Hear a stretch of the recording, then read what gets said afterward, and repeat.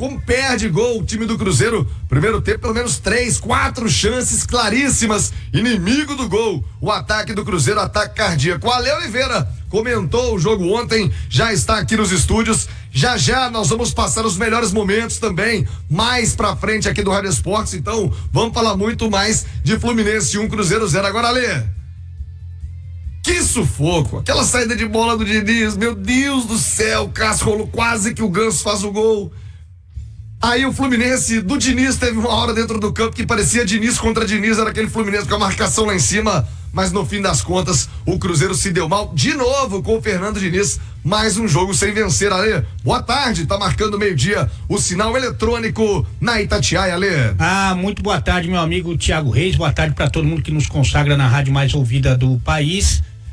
O Cruzeiro até criou oportunidades, muitas, para ele e pro adversário, né? Porque o Cruzeiro insistindo naquela saída, os 10 primeiros minutos, foram 3 chances claríssimas que o Cruzeiro praticamente deu para um Fluminense com uma defesa muito lenta, muito alta, como você disse, envelhecida, e que o ataque do Cruzeiro prevaleceu, né? Principalmente na velocidade ali, e conseguiu criar boas chances. O Fábio foi eleito pela nossa equipe o melhor jogador da partida, mas fato é que o Cruzeiro nessa fase aí de adaptação ainda erra demais, comete muitos equívocos. Os jogadores não sabem se continuam fazendo o jogo que levaram o time a ficar entre os principais do Campeonato Brasileiro, ou se fazem um jogo que eles estão tentando entender do Diniz, fica no meio do caminho.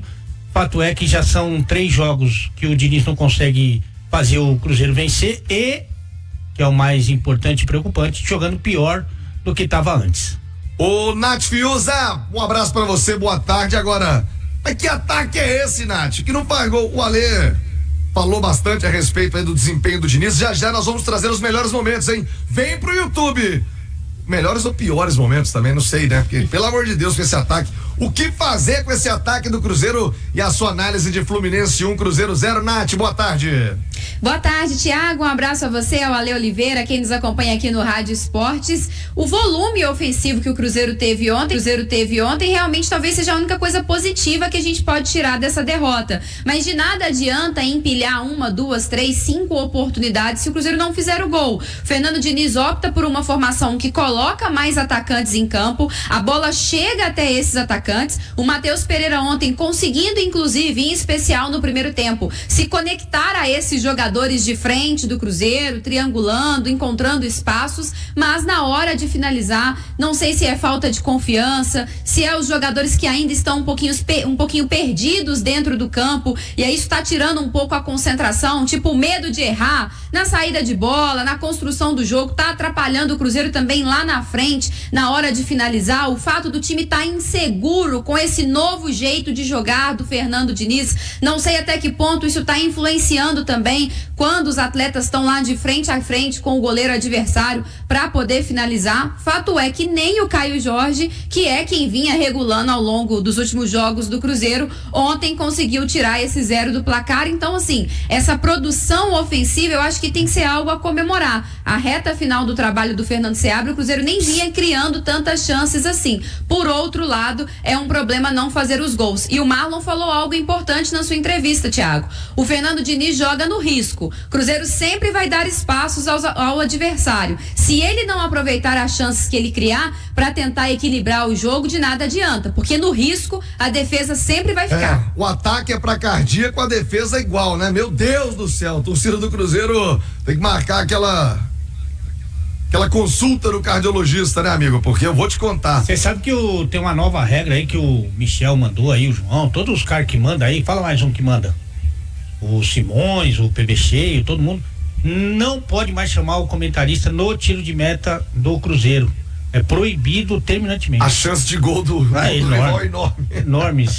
O Diniz ontem, Nath, ele falou na coletiva que nem o gol do Fluminense, que deu a vitória pro Fluminense, que vinha de 3 derrotas seguidas, nem o gol foi tão chance clara quanto a chance clara que o Cruzeiro tem. A chance clara perdida não vale ponto, né? Vale ou não? Não vale, né? Bola na trave, já diria Samuel Rosa. Não altera o placar. Não altera o placar, o skunk. E tem outro E tem outro problema, né? Aquele gol que o Cruzeiro sofre, aquele monte de gente dentro da área, né, o Ale Oliveira? E o Cruzeiro dando muita brecha, o Verón não acompanha ali o Arias, que se desgruda da marcação individual, enfim. Foi um erro também defensivo do Cruzeiro importante que precisa ser corrigido. Uma pergunta aos dois comentaristas. Vocês veem nesse momento o copo do Cruzeiro meio cheio, com projeção de melhora, achando que o time vai se encaixar, que o time vai evoluir, ou o copo meio vazio? Preocupação com o Cruzeiro pro restante do ano, Ale Oliveira? Eu sou um otimista por natureza, como você me perguntou. Eu sempre vejo a metade da ampola, sabe a ampola que se coloca no... Sextou, né? Hoje é dia. Exatamente, não vem com bolo gelado no freezer. O freezer é feito para botar a ampola. Eu vejo sempre a metade da ampola cheia. Então acho que o pior já tá passando, que é esse primeiro momento em que o Diniz poderia ter um pouquinho mais de bom senso e não passar tantas informações assim para os seus jogadores. Mas agora vem um período de treino e a tendência é que as coisas fiquem menos difíceis para os jogadores, embora ontem a gente já começou com as improvisações, que é um segundo. Nossa, não é? Ele tava quase de zagueiro. Ele tava passando as informações, o Cássio de goleiro linha, aquelas coisas dele, mas não tinha começado as improvisações. Agora já começaram, mas eu acredito que nesse período de treinamento dê para fazer muitos ajustes e aí o Cruzeiro possa voltar melhor. Então, como um otimista, eu vejo o copo meio cheio. Nath, copo meio cheio ou meio vazio, hein, Nath?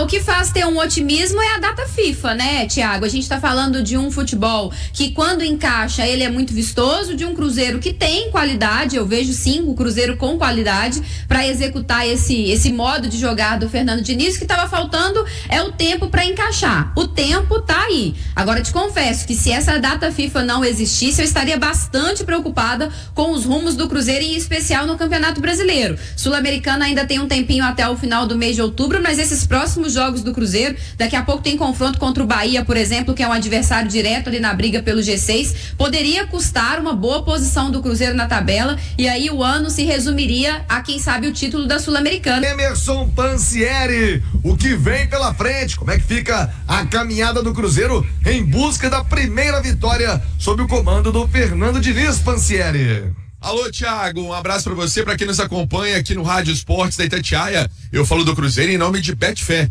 Betfair tem apostas grátis toda semana. O Cruzeiro, com essa derrota ontem para o Fluminense por 1-0, amarga 4 jogos sem vitória no Campeonato Brasileiro. A última vitória no dia 1º de setembro, quando venceu o Atlético Goianiense por 3-1. Depois o Cruzeiro na competição teve derrota para o São Paulo por 1-0. Depois empatou com o Cuiabá fora de casa por 0-0. Depois empatou com o Vasco em casa por 1-1 e teve a derrota ontem para o Fluminense por 1-0. Os jogadores vão folgar até na segunda-feira de manhã, porque à tarde todo mundo volta aos trabalhos na Toca da Raposa, pensando na sequência que tem pela frente. O Cruzeiro que vai enfrentar no dia 18 o Bahia. Esse jogo, uma sexta-feira, às 9:30 da noite no Mineirão. E depois também em casa, no Gigante da Pampulha, enfrenta no dia 23 o Lanús. Aí muda o chip. Sai do Brasileiro e é o primeiro duelo da semifinal da Copa Sul-Americana. Essa partida que vai ser disputada quarta-feira, então, dia 23, às 7h da noite. Daqui a pouco eu volto com o segundo tempo do Cruzeiro aqui na Itatiaia. Thiago. Emerson Pansieri, Cruzeiro agora tem que reunir forças, vai ter tempo para treinar pro Diniz buscar a primeira vitória no comando do Cruzeiro, hein?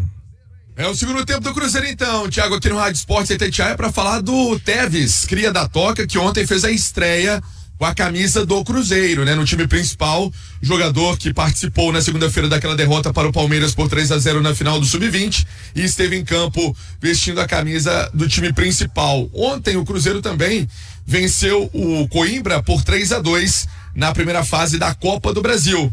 Teve gol do Joseph 2 vezes e gol do Pedrão. Curiosamente, esses atletas que vivem a expectativa e podem ganhar oportunidade nessa também janela de atividades que o Cruzeiro vai ter, por conta da data FIFA, no time principal, com o técnico Fernando Diniz olhando de perto esses jogadores no dia a dia na Toca da Raposa 2. Também existe a expectativa da recuperação do Rafa Silva, jogador que está fazendo um trabalho híbrido na Toca, fisioterapia e preparação física, pode ser que ele avance também nessa data FIFA para que possa fazer as atividades com os companheiros da Toca da Raposa e quem sabe até ficar à disposição do treinador celeste. Atleta que não joga desde junho por conta de uma lesão no tendão do joelho direito. Ali foi um empate com o Vasco por 0-0 e depois não jogou mais com a camisa do Cruzeiro. Os atletas então voltam aos trabalhos na segunda tarde na Toca da Raposa e aí inicia de fato essa imersão de Fernando Diniz com conceitos e dia a dia na Toca da Raposa com os jogadores da equipe celeste. Thiago.